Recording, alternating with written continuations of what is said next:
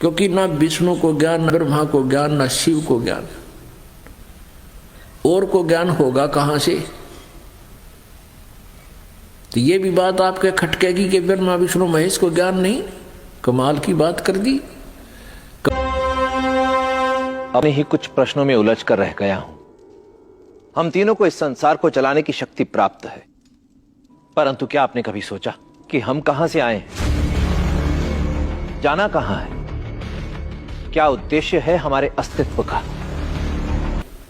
और ये अपने ही सदग्रंथ बता रहे हैं कि ब्रह्मा विष्णु महेश को ज्ञान नहीं था, अध्यात्म ज्ञान नहीं था। भले ही वो पिछले पुण्य कर्मों के प्राणी थे, और ब्रह्मा विष्णु महेश की पदवी भी वही प्राणी पाते हैं जो अब इस सत साधना को कर रहे हैं और 5-10 वर्ष साधना करके फिर यहाँ से विमुख हो जाते हैं। फिर वो काल के हाथ चढ़ जाते हैं। उनको कई हजार लाखों वर्षों तक तैयो नहीं पता, युगों तक तैयो पता नहीं लगता तू है कि टाइगर कैसे के कर रहा है।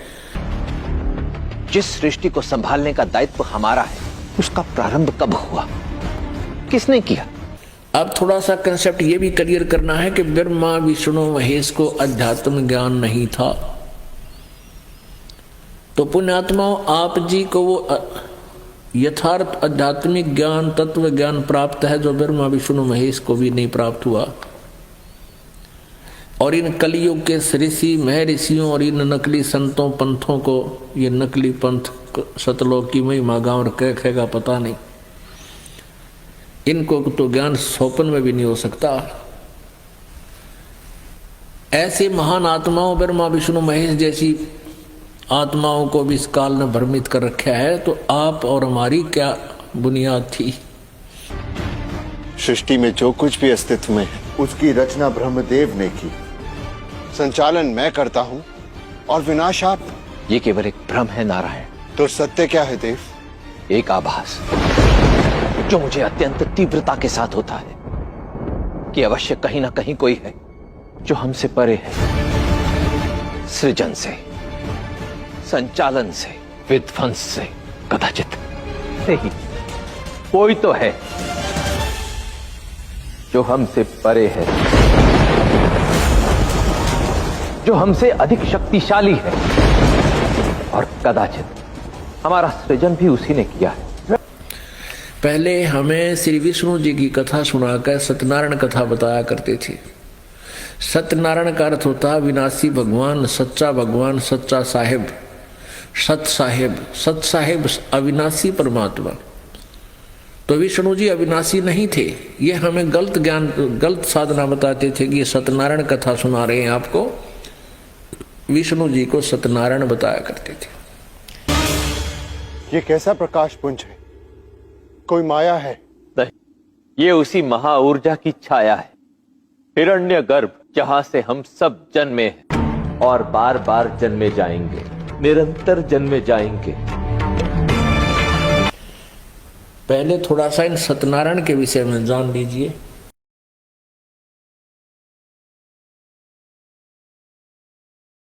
123 पृष्ठ पे 3रा स्कंद और संक्षिप्त देवी भागवत 3रा स्कंद। अब भगवान विष्णु दुर्गा की स्तुति कर रहे हैं। तुम शुद्ध स्वरूपा हो, ये सारा संसार तुम्हीं से उद्भासित हो रहा है। मैं ब्रह्मा और शंकर हम सभी तुम्हारी कृपा से विद्वान हैं। हमारा आविर्भाव और तिरोभाव हुआ करता है। विष्णु जी कह रहे हैं हमारा तो जन्म और मृत्यु होता है। आविर्भाव माने जन्म, तिरोभाव माने मृत्यु होता है। केवल तुम ही नित्य हो, जगत जननी हो, प्रकृति सनातनी देवी।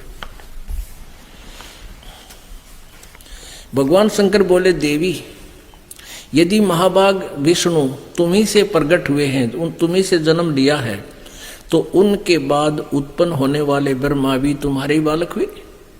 फिर मैं तमोगुणी लीला करने वाला शंकर क्या तुम्हारी संतान नहीं हुआ? अर्थात मुझे भी उत्पन्न करने वाली तुम ही हो शिवे। ब्रह्मा विष्णु महेश ये तीनों नासवान हैं, सत्यनारायण नहीं है। सत्य माने अविनाशी, सदा रहने वाले, नारायण माने भगवान। और हम सत साहिब कहते हैं। सत साहिब कहो चाहे सत्यनारायण कहो। सत्य माने सच्चा, साहिब माने भगवान। अब सत साहेब गरीबदास जी कहते हैं हमने सत साहेब जाना है, क्योंकि परमात्मा से परिचित हुए महापुरुष उन्होंने बताया कि हमने समझा है सत्यनारायण कौन है, तुम जिसको सत्यनारायण मानते हो वो सत्यनारायण नहीं है। तो पुण्यात्माओं, ये सत्यनारायण की कथा आपको सुनाई जा रही है, जो कभी युगों के बाद, कई असंख्य युगों के बाद आपको सुनने को मिल रही है। आपके इतने पुण्य हैं कि पूरा संसार अरबों खरबों प्राणी है अपने इस पृथ्वी पर, मनुष्य हैं, और वो भटक रहे हैं बेचारे, वो पुण्यात्मा, क्योंकि पुण्यात्मा को मनुष्य जीवन मिलता है, और जिसको सत्संग नहीं मिलता वह बेशक पुण्यात्मा, लेकिन उसका जीवन व्यर्थ हो रहा है। सत्संग ये सच्चा सत्संग, वो नकली संतों का सत्संग नहीं है। पुण्यात्माओं, एक यही बात खटक रही है इस भोले समाज को कि ये दास ये कहता है कि आज वर्तमान में किसी के पास सत्संग नहीं है, और परमात्मा से परिचित होने के बाद गरीबदास जी ने भी यही कहा था कि 3 लोक और भवन चतुर्दश कोई नहीं सत्संगी। वो भी निर्णय आपको दिया जाएगा, अभी इसी सत्संग के अंदर बताएंगे कि सत्संगी क्यों नहीं। जब मैं सतलोक से यहाँ आया तो मुझे सब जग भूला पाया, इसी भूल में ब्रह्मा भूला जिसने वेद सरसाया। जिसने वेदों की महिमा का गुणगान किया, वेद सबसे श्रेष्ठ शास्त्र हैं, और वेदों का भेद ब्रह्मा जी को भी नहीं मिला। इसी भूल में ब्रह्मा भूला जिसने वेद सरसाया, और वेद पढ़कर पंडित भूला, वो मर्म भेद नहीं पाया, उसको तत्व ज्ञान नहीं मिला। इसी भूल में विष्णु भूला जिसने वैष्णव धर्म चलाया, और तीर्थ व्रत का बांध महात्म बहुविध जीव भरमाया। कहते विष्णु जी को यथार्थ ज्ञान नहीं था। इसी भूल में शंकर भूला जिन भिक्षुक पंथ चलाया, और सिर पर जटा हाथ में खप्पर घर घर अलख जगाया। जिसने पा गया भेद भ्रम का वो गर्भवास नहीं आया। परमात्मा कहते हैं कि